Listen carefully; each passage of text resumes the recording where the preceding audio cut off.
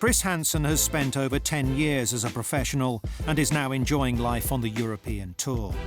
We met up with him at his local club, Woodsome Hall in Huddersfield, for a new series of tips to help you improve your game.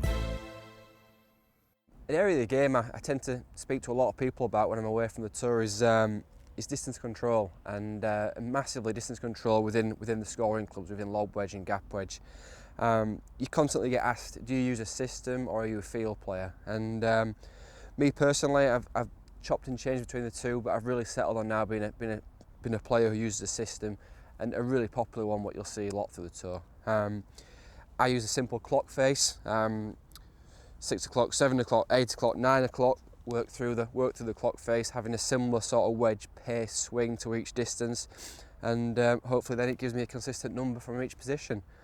I have a little go at one here, and I'll start with my sort of favourite number, which is sort of 9 o'clock.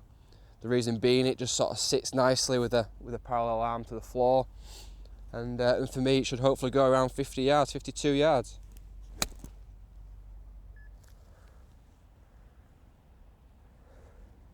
So 47 yards, and for me having a position like that just gives you the confidence that when you're on the golf course and you get to the ball and have a number, you get 53 yards on the golf course, straight away the alarm bells ring with me that 53 yards is perfect. So straight away it gives you the confidence that you've already got that shot in the bag and you don't have to do too much to it. So again, we'll do the same.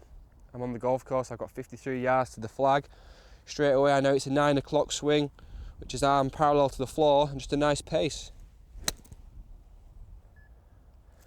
That's a little bit short maybe, but straight away I can react to the ball. 50 yards, 50.1 exactly. So it seems a really simple system for me.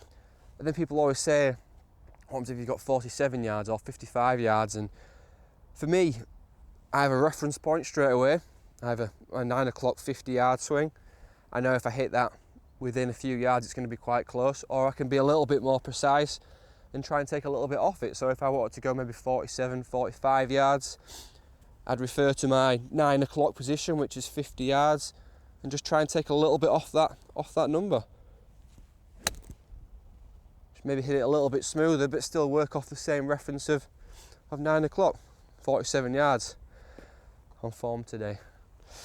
So it's a system I've bought into now for quite a while, and okay, you've not always got the luxury of having a TrackMan to use, but there's quite a few games where I've spoke to people about to really sort of fine tune this, and once I've got my 5 yardages from my 5 different swings, I will put a flag out at each one of those numbers, and then I'll probably hit 2, maybe 3. 3 is probably maximum, and I'll hit 3 balls to each distance.